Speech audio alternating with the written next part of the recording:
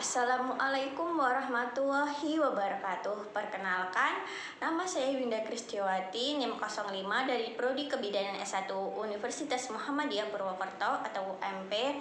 Di sini saya akan mencoba menjelaskan tentang bagaimana cara membuat MPASI untuk bayi usia 6-9 bulan. Pada usia ke-6 bulan bayi disarankan untuk memberikan makanan pendamping ASI atau MPASI bisa berupa bubur ataupun makanan yang telah dihaluskan lalu disaring, karena pada usia 6 bulan ini tentunya akan ada banyak penyesuaian pada tubuh bayi termasuk organ pencernaannya. Jika bubur ataupun makanan yang diberikan kepada bayi itu terlalu padat ataupun salah dalam takaran ataupun pemberiannya, dikhawatirkan bayi ibu akan mengalami berbagai komplikasi kesehatan, diantaranya mungkin diare, sembelit, ataupun yang lainnya, dimana pada kejadian ini tentunya akan berakibat buruk pada sistem imunitas bayi ibu. Di sini saya akan mencoba menjelaskan tentang cara pembuatan bubur yang dimana berisi di dalamnya ada tomat, telur. Ini sebagai protein hewani ya Bu. Telur ini tidak harus telur ayam ataupun telur bebek, seadanya di rumah ibu, tidak harus berpatokan pada telur ayam.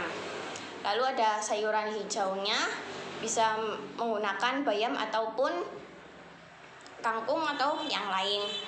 Lalu ada juga tahu dan tentunya ada berasnya. Langkah pertama yang harus dilakukan oleh ibu adalah membersihkan bahan-bahan yang akan digunakan untuk pembuatan MPASI yang akan diberikan kepada bayi ibu, seperti beras, sayurannya, dan juga untuk menyiapkan air untuk merebus telurnya. Disarankan telurnya untuk direbus.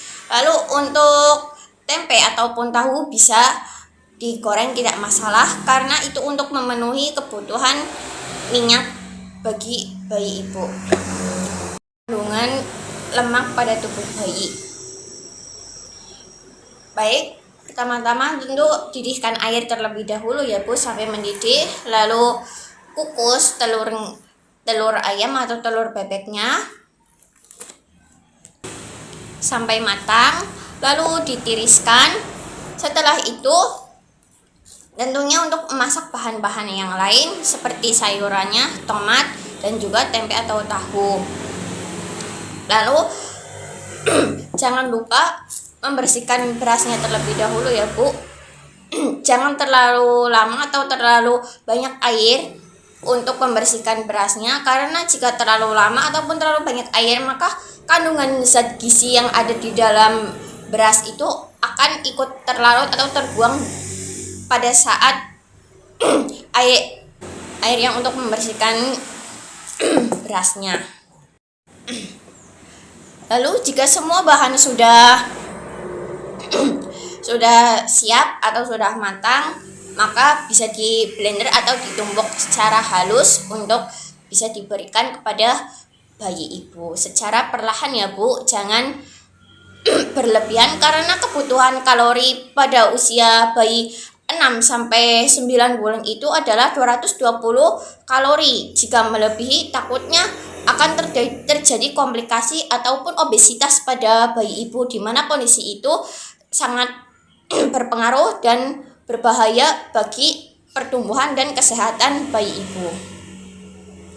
Lalu untuk makanannya, biasanya mungkin ada beberapa orang atau mitos orang terdahulu ya Bu, seperti bayi usia segitu jangan dikasih makan telur ayam atau ikan, daging sapi, daging kambing atau segala macam, nanti takutnya ada mungkin takutnya alergi ataupun biasanya nanti terjadi masalah gitu. Itu sebenarnya hanya mitos ya Bun.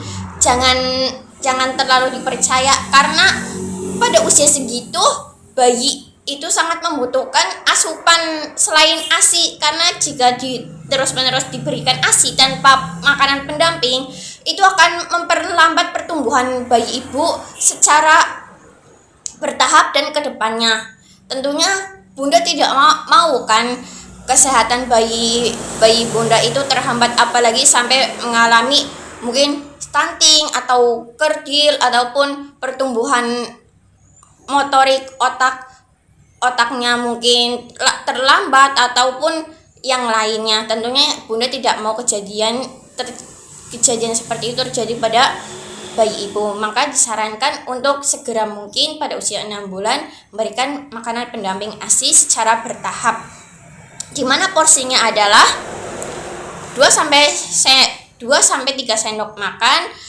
Lalu untuk berapa kalinya itu adalah 2 sampai 3 kali sehari.